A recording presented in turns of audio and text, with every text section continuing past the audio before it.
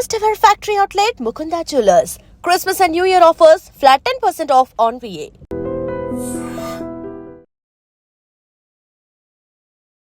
Hey viewers, welcome to I dream media. నేను ప్రియదర్శన్, నాతో పాటు ఉన్నారు relationship expert and life coach Ram మెట్టు గారు. సో ఒక ఇంపార్టెంట్ టాపిక్ మాట్లాడుకోబోతున్నాం. అది ఏంటంటే physical intimacy and emotional intimacy మధ్య ఎలా బ్యాలెన్స్ చేయాలి అనేది ప్రతి ఒక్కరికి ఉండే డౌట్. దాన్ని బ్యాలెన్స్ చేయగలిగితేనే మనం హెల్తీ రిలేషన్స్ అయితే మెయింటైన్ చేయగలుగుతాం. కాబట్టి దాని గురించి డీప్గా మాట్లాడుకుందాం. సార్ నమస్తే. నమస్తే అండి. సార్, ఫస్ట్ ఆఫ్ ఆల్ ఈ రెండింటి మధ్య బ్యాలెన్స్ చేయడం అనేది చాలా టఫ్ అని అందరూ చెప్తూ ఉంటారు. అంటే కొంతమందికి ఎమోషనల్ డ్రైవ్ ఎక్కువ ఉంటుంది, కొంతమందికి ఫిజికల్ ఇంటిమసీ డ్రైవ్ ఎక్కువ ఉంటుంది.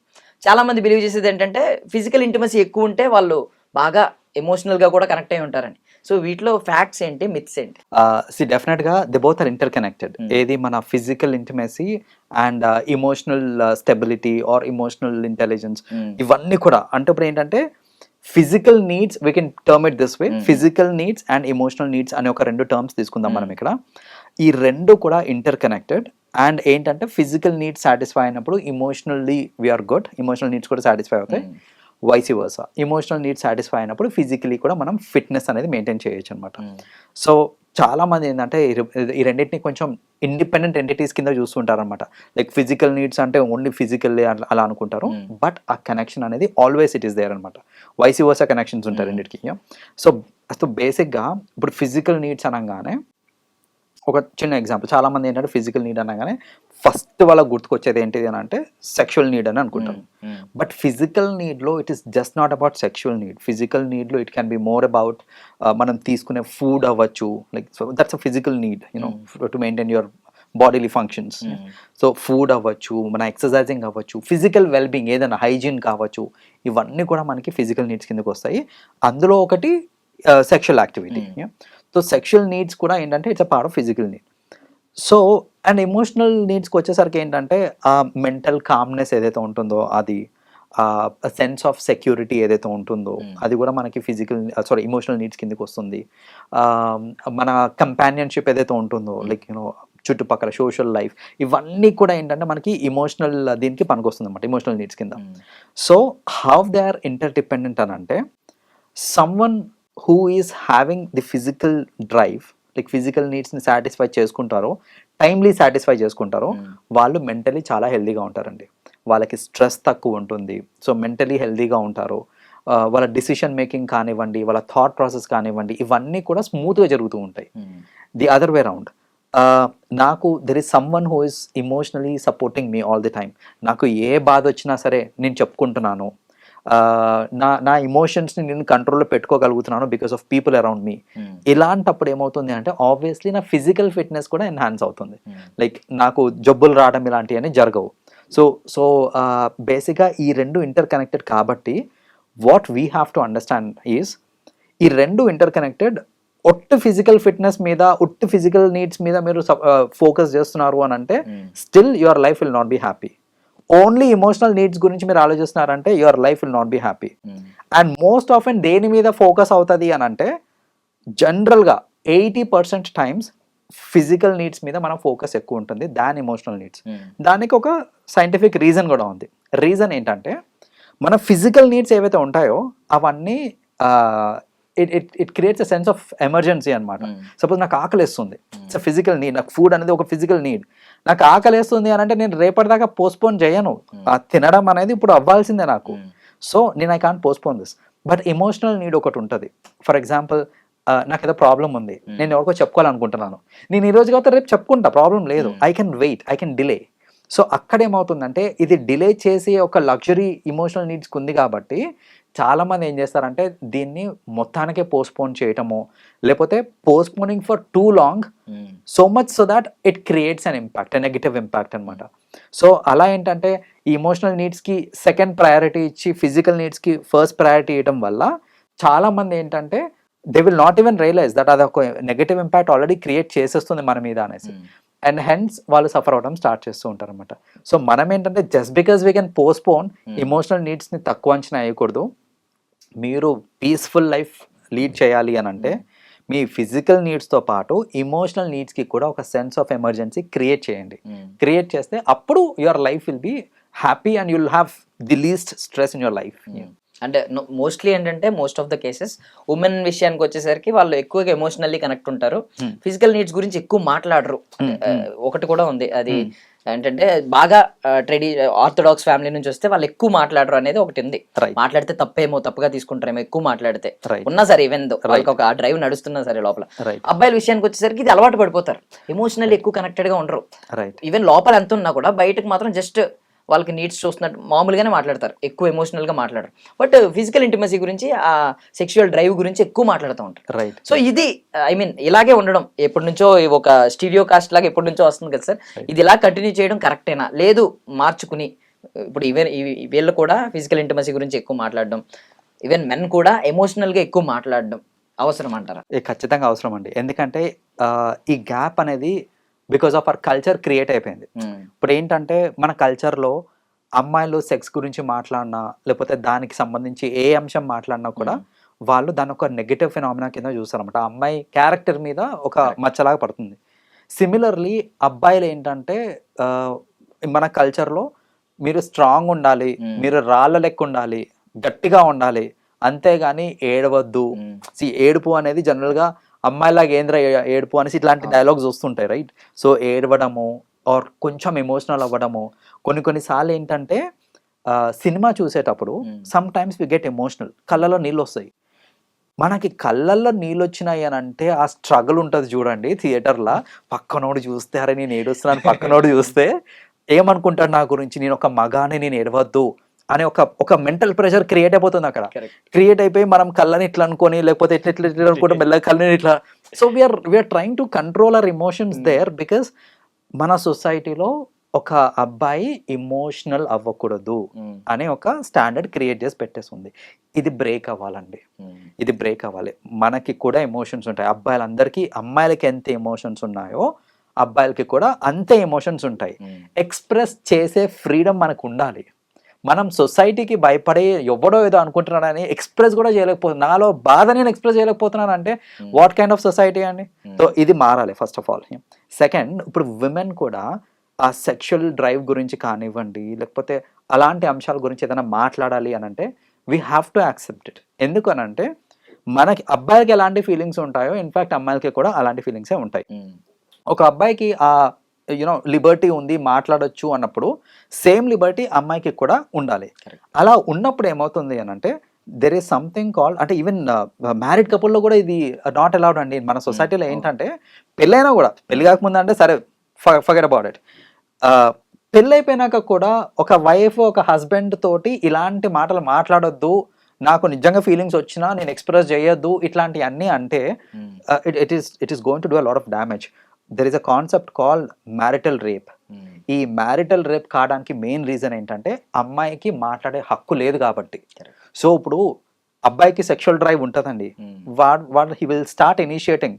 సో ఇనిషియేట్ చేసినప్పుడు ఒక అమ్మాయికి ఇప్పుడు ఆ టైంకి she's not in mood, all she's having some other work అవ్వచ్చు, లేకపోతే psychologically she's not prepared for having sex for that particular moment అనేసి అనుకోండి. అలాంటప్పుడు షీ షుడ్ టెల్, రైట్? అలా కాకుండా లేదు ఇప్పుడు దాని గురించి నేను మాట్లాడితే నా క్యారెక్టర్ దెబ్బతింటుంది, నా గురించి అని అనుకుంటారేమో అనుకొని అలా చాలా మంది ఏంటంటే ఏం మాట్లాడకుండా ఇంకా సరే అని they participate in sex. That is nothing but it's a marital rape. So అది అవుతుంది అని అంటే only because of not having the Liberty to talk about sex. So అది కూడా ఖచ్చితంగా మారాలండి.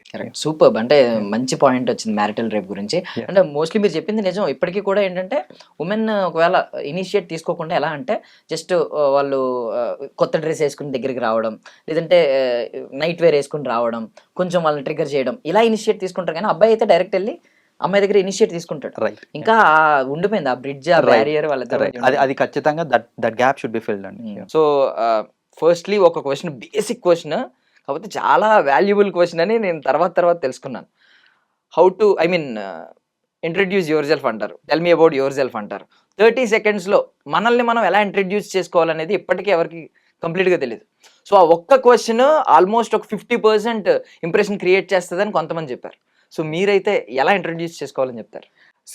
ఈ tell me about your self అనేది ఇట్స్ అ కామన్ క్వశ్చన్. మీరు ఏ ఇంటర్వ్యూ కన్నా పోండి, ఖచ్చితంగా వాళ్ళు అడిగే క్వశ్చన్ ఏంటిది అని అంటే tell me about your self.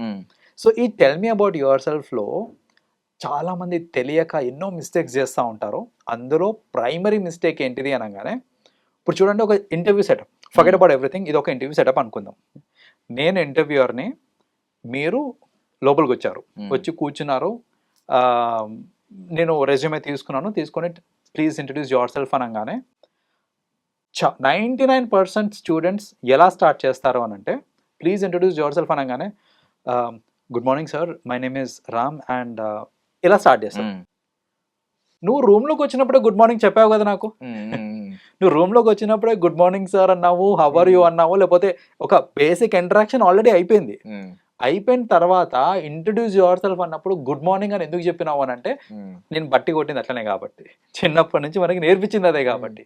So ఇప్పుడు మనం కాన్షియస్గా లేకుండా tell me about yourself అనగానే good morning sir, my name is అనుకుంటే చెప్తున్నావు అని అంటే, ఫస్ట్ ఆఫ్ ఆల్ నువ్వు విష్ చేసావు అని అంటే అక్కడే అర్థమైపోతుంది దట్ ఇది నీది ప్రిపేర్డ్ రెస్పాన్స్, నువ్వు ఆల్రెడీ బట్టి కొట్టిందే చెప్తున్నావు అని అక్కడే అర్థమైపోతుంది. రెండోది, ఇప్పుడు చూడండి, మీరు లోపలికి వచ్చేటప్పుడే కొన్నిసార్లు ఇంటర్వ్యూవర్కి మీ పేరు తెలిసి ఉండొచ్చు, కొన్నిసార్లు తెలియదు. ఇప్పుడు నీ రెజ్యూమే నా చేతిలో ఉంది అంటే ఆబ్వియస్లీ అక్కడ పేరు ఉంది. అండ్ కొన్నిసార్లు నేనే అంటాను ఏంటంటే, Darshan please introduce your self అని చెప్తున్నా. ఇప్పుడు చూడండి, నేను Darshan please introduce your self అన్న తర్వాత sure definitely sir my name is Darshan అని కూడా స్టార్ట్ చేస్తావు అనుకో, సో ఆబ్వియస్లీ మళ్ళీ ప్రిపేర్డ్ రెస్పాన్స్ అని దొరికేస్తున్నాం అక్కడ. ఇవి తెలియక చాలా 99% చేసే మిస్టేక్ ఇదే. ఏంటంటే tell me about yourself అనగానే మనకు ఒక రికార్డింగ్ ఉంటుంది మనసులో, అది ప్లే చేస్తాం, గుడ్ మార్నింగ్ నుంచి స్టార్ట్ అవుతుంది, మై నేమ్ ఈజ్ అని చెప్పుకుంటూ పోతా ఉంటాం. బట్ అక్కడ మనం ఒక ప్రిపేర్డ్ రెస్పాన్స్ ఇస్తున్నాము అని అంటే ఫస్ట్ ఇంప్రెషన్ దెబ్బతింటుంది. So that is not how we give our introduction. So ఒక్క మిస్టేక్ అంటే ఇది ప్రైమరీ మిస్టేక్, ఆ గుడ్ మార్నింగ్ చెప్పడము ప్లస్ పేరు తెలిసిన పేరు చెప్పడం అనేది. ఇంకో మిస్టేక్ ఏం చేస్తారు ఇక్కడ అంటే, చాలా మంది టెల్ మీ అబౌట్ యువర్ సెల్ఫ్లో రెజ్యూమేలో ఒక ఏదైతే సీక్వెన్స్ ఉంటుందో అదే సీక్వెన్స్లో రెజ్యూమేలో ఉన్నది మొత్తం నేను ఓరల్గా చెప్తున్నట్టు ఉంటుంది అనమాట. నా పేరు ఉంటుంది పైన, పేరు చెప్పేసాను నేను, నా qualifications 10th, inter, BTech, so whatever degree, so అవన్నీ చెప్పుకుంటూ పోతూ ఉంటాను, పర్సంటేజ్లు ఏమున్నాయో చెప్తా ఉన్నాను. సో అవన్నీ చెప్పేసిన తర్వాత నేను నా ప్రాజెక్ట్ ఏంటిది ఇదంతా చెప్పేశాను, and then this is about myself అని చెప్తాను. నేను రెజ్యూమేలో ఉన్నదే చెప్పానే తప్ప అడిషనల్గా ఏమైనా చెప్పానా అంటే అబ్సల్యూట్లీ నథింగ్. అంటే అక్కడ ఏం కన్వే చేస్తున్నాం మనము అని అంటే, ఆ రెజ్యూమేలో ఉన్నది ఏదైతే ఉందో నేను చదివి చెప్తా విను అని చెప్తున్నామే తప్ప ఎక్స్ట్రాగా ఏమైనా చెప్తున్నాం అంటే నథింగ్, అబ్సల్యూట్లీ. ఇది కాదు. ఒక interviewer tell me about your self అని అంటే రెజ్యూమేలో ఉన్నది చదవమని చెప్పడం కాదు, ఇంకా కొత్తగా ఏమైనా చెప్పు, ఇందులో లేనిది ఏదైనా చెప్పు అబౌట్ యువర్ సెల్ఫ్ అనేది వాళ్ళ ఉద్దేశం అనమాట. So this is the other mistake. ఏంటంటే రెజ్యూమేలో ఉన్న ఇన్ఫర్మేషన్ మాత్రమే చెప్పేసి this is about myself అని అంటారు. ఇంకొక మిస్టేక్ ఏం చేస్తారంటే, టెల్ మీ అబౌట్ యువర్ సెల్ఫ్లో పేరు చెప్పి క్వాలిఫికేషన్ చెప్పిన తర్వాత డైరెక్ట్ ఫ్యామిలీ డీటెయిల్స్ ఇచ్చడం స్టార్ట్ చేస్తారు అనమాట. లైక్ ఇది నా క్వాలిఫికేషన్, ఇది 10th, ఇంటర్, డిగ్రీ ఇది, and coming to my family, మా ఫాదర్ ఇది, మా మదర్ ఇది, నాకు ఒక సిబ్లింగ్ ఇక్కడ చేస్తాం, what ever it is, family details అంతా ఇచ్చేస్తున్నాం, అబౌట్ మై సెల్ఫ్ అని చెప్తున్నాం. సెల్ఫ్ ఇంట్రొడక్షన్లో అన్లెస్ ఆస్క్డ్ ఫ్యామిలీ గురించి చెప్పొద్దు. ఇది తెలియక చాలా మంది ఏంటంటే ఆ ఫ్యామిలీ గురించి ఇట్లా ఫ్లోలో చెప్పుకుంటూ పోయి this is about myself అని చెప్తారు. టెల్ మీ మోర్ అన్నారు అనుకో, బ్లాక్ అయిపోతారు వాళ్ళు అక్కడ. టెల్ మీ మోర్ అనగానే అని చెప్పేసినా కదా, నా గురించి చెప్పేసిన, ఫ్యామిలీ గురించి చెప్పేసి వాట్ ఎల్స్ ఇస్ లెఫ్ట్ అని వాళ్ళు అక్కడ బ్లాంక్ అవుట్ అయిపోతూ ఉంటారు అనమాట. అలా బ్లాంక్ అవుట్ అవుతే it's obviously put off to the examiner, right? So అందుకని ఏంటంటే మనం టెల్ మీ అబౌట్ యువర్ సెల్ఫ్లో అన్లెస్ ఆస్క్డ్ ఫ్యామిలీ గురించి చెప్పకూడదు. So this is the other mistake. ఇవన్నీ చేయకూడదు యాక్చువల్గా. సరే మరి ఏం చేయాలి, ఏం చెప్పాలి అని అంటే కేస్ టు కేస్ వేరియేషన్ వస్తుంది అనమాట మనకి. మీకు ఆల్రెడీ ఎక్స్పీరియన్స్ ఉందా, మీరు ఫ్రెషరా ఏంటి అనే దాని మీద డిపెండెంట్ ఉంటుంది. సో మన వెబినార్లో మనం will be giving in detail analysis చేస్తాం. మనం ఏంటంటే ఆల్రెడీ ఎక్స్పీరియన్స్ ఉన్న వాళ్ళు ఎలా ఇంట్రొడక్షన్ ఇవ్వాలి, లేదు నేను ఫ్రెషర్ని, నా ఇంట్రొడక్షన్ నేను ఎలా ఇవ్వాలి, సో ఆ డీటెయిల్స్ అన్ని కూడా మన వెబినార్ లో ఖచ్చితంగా will find it out. Even చాలా మంది ఆ ఆబ్జెక్టివ్ ఏదైతే ఉందో దాన్ని కూడా బట్టి కొడతారు. ఈ tell me about your self లో అది కూడా చెప్పాలేమో అని చెప్పి, కెరియర్ ఆబ్జెక్టివ్ కూడా చెప్పాలేమో అని అనుకొని దాన్ని కూడా బట్టి కొట్టేసి as it is word to word అట్లా ఒక్క వర్డ్ కూడా మిస్ కాకుండా బట్టి కొట్టేసి అదో ఫ్లోలో చెప్పేస్తా ఉంటారు అనమాట. ఒకటి కొన్ని విషయాలు మనము బట్టి కొట్టచ్చు, కానీ చెప్పేటప్పుడు నువ్వు బట్టి కొట్టి చెప్తున్నావు అనేది వాళ్ళకి తెలియకూడదు. ఆ వాయిస్ మాడ్యులేషన్ అనేది ఉండాలి. చాలా మంది స్టూడెంట్స్ చేసే మిస్టేక్ ఇదే. ఏంటంటే బట్టి కొట్టిన ఇన్ఫర్మేషన్ చెప్పేటప్పుడు అది అలాగే చెప్తా ఉంటారు అనమాట. Like I want to join in corporate where I have ఇట్లా ఒక ఫ్లోలో చెప్పేస్తా పోయినావు అనుకో, మాడ్యులేషన్ లేకుండా తెలిసిపోతుంది నువ్వు బట్టి కొట్టి చెప్తున్నావు అనేసి. అలా కాకుండా నువ్వు నిజంగా నేర్చుకొని చెప్పినా కూడా వాయిస్ మాడ్యులేషన్ తీసుకొచ్చి కాన్ఫిడెంట్ గా డెలివర్ చేసావు అని అంటే అది ఒక ఒరిజినల్ కంటెంట్ అప్పటికప్పుడు డెవలప్ చేసి చెప్పినట్టే ఉంటుంది అనమాట. సో ఆ మాడ్యులేషన్ దాని యొక్క ఇంపార్టెన్స్ ఇవి కూడా మనము మన వెబినార్ లో చెప్తూ ఉంటాం. సో మోస్ట్లీ అందరికీ ఉన్న కామన్ డౌట్ ఏంటంటే tell me about your self అనేది ఎందుకు అంత అడగాల్సిన క్వశ్చన్, దాని పర్పస్ ఏంటి? బికాస్ ఎదురుగుండా రెజ్యూమ్ ఉంటుంది, దట్టు ఎవరైతే హెచ్ఆర్ అడిగారో ఆ రెజ్యూమ్ చూస్తూ అడుగుతారు. ఐ మీన్ మనం ఆన్సర్ ఇస్తున్నప్పుడు ఆ రెజ్యూమ్ చూస్తారు, వ్యాలిడేట్ చేసుకుంటున్నారా మన ఆన్సర్స్ ని అనేది ఒక ఆలోచన. లేదు అందులో మీరు అన్నారు ఇప్పుడు ఇందులో లేనిది చెప్పాలా అనేది ఒక ఆలోచన. లేదు ఎక్కడన్నా కాంట్రడిక్ట్ అవుతుందా అని వెరిఫై చేస్తున్నారా, లేదు మన ఆరల్ స్కిల్స్ చెక్ చేస్తున్నారా, ఎవరికి తెలియదు. మెయిన్ రీజన్ ఏంటనేది మీరు చెప్పగలుగుతారా? Yes. So tell me about yourself అనే వెరీ ఫస్ట్ క్వశ్చన్ ఏంటంటే it's an ice breaker, right? So ఇప్పుడు ఆబ్వియస్లీ మీరు వెళ్ళినప్పుడు ఏంటంటే టెన్షన్ అవన్నీ ఉంటాయి స్టూడెంట్స్ కి, that's common. So tell me about yourself acts as an ice breaker అనమాట. లైక్ ఏంటంటే ఒక కంఫర్ట్ జోన్ కి తీసుకురానికి, బికాస్ మన గురించి మనకు ఎలాగో తెలుసు. సో వన్ థింగ్ ఏంటంటే it's a major ice breaker. ఇంకా మీరు ఇందాక చెప్పిన పాయింట్స్ అన్ని ఏవైతే ఉన్నాయో, అంటే మన కమ్యూనికేషన్ టెస్ట్ చేయడానికి, మీరు రెజ్యూమేలో ఇచ్చిన ఇన్ఫర్మేషన్ వ్యాలిడేట్ చేయడానికి, సో కాంట్రడిక్ట్ ఏమన్నా ఉందా, ఇన్ఫర్మేషన్ ఏదైనా కాంట్రడిక్ట్ అవుతుందా అని చూడటానికి, ఇవన్నీ ఏంటంటే దేర్ ఆర్ సప్లిమెంట్ రీజన్స్ అనమాట. సో ఈ యొక్క క్వశ్చన్ కి మల్టిపుల్ రీజన్స్ ఉన్నాయి వై దే ఆస్క్ దిస్ అనే దానికి. సో ఇవన్నిటిని కూడా వాళ్ళు with this one question test చేస్తూ ఉంటారు. And this is going to be the very first question కాబట్టి ఇక్కడ సరిగా చేయలేదని అనుకో, ఆ ఫస్ట్ ఇంప్రెషన్ అనేది బ్యాడ్ గా వచ్చేస్తుంది. Like you know it's negative first impression వచ్చేస్తుంది. అక్కడ నెగటివ్ ఇంప్రెషన్ వచ్చిందంటే ఇక తర్వాత నువ్వు ఎంత ట్రై చేసినా it is really tough to impress the other person. కాబట్టి దీన్ని పర్ఫెక్ట్ గా ఎలా హ్యాండిల్ చేయాలని తెలుసుకోవడం చాలా ఇంపార్టెంట్. ఏం చేయకూడదో ఏం చేయాలో రెండు తెలుసుకోవడం ఇంపార్టెంట్. దానికి తగ్గట్టుగా మనం ఇచ్చామంటే ఫస్ట్ ఇంప్రెషన్ పాజిటివ్ గా వస్తుంది అండ్ మన ఛాన్సెస్ విల్ గెట్ ఎన్హాన్స్డ్ అనమాట. సో థ్యాంక్ యూ అండి, మాకు ఐ మీన్ చాలా క్లారిటీగా చెప్పారు. బట్ ఇంకా కంప్లీట్గా తెలుసుకోవడానికి మేము కూడా లైవ్ వెబినార్లో అయితే పార్టిసిపేట్ చేస్తాం. అండ్ మీరు కూడా on December 18th 11 AM live webinar. So I dream media in association with IPD, మన రామ్మెట్టు గారు లైఫ్ కోచ్ ఆ రోజు మీకు కంప్లీట్గా క్లారిటీ ఇస్తారనమాట. Thank you so much for your valuable time అండి. You welcome. And for more videos, please subscribe to iDream. Please subscribe to iDream. Please subscribe iDream. And please subscribe to iDream. For more videos, subscribe to iDream. please like, share and subscribe to the channel. Congratulations, iDream. Subscribe to iDream. Subscribe to iDream. So subscribe to iDream Media. iDream ki iDream team andarki huge congratulations. Please subscribe iDream Media. Please subscribe to iDream. Subscribe iDream. Please subscribe to iDream. iDream అంటే నా కళల ఛానల్ను subscribe చేసుకున్న నోరు తిరుగుతలేదు, మీరైతే గంట గుర్తు కొట్టండి. For more such videos, please subscribe to iDream. Subscribe to iDream. Please subscribe to iDream. Please subscribe iDream Media. Please do subscribe to iDream. Please subscribe to iDream Media. For best entertainment and information, please subscribe iDream. And don't forget to subscribe to iDream.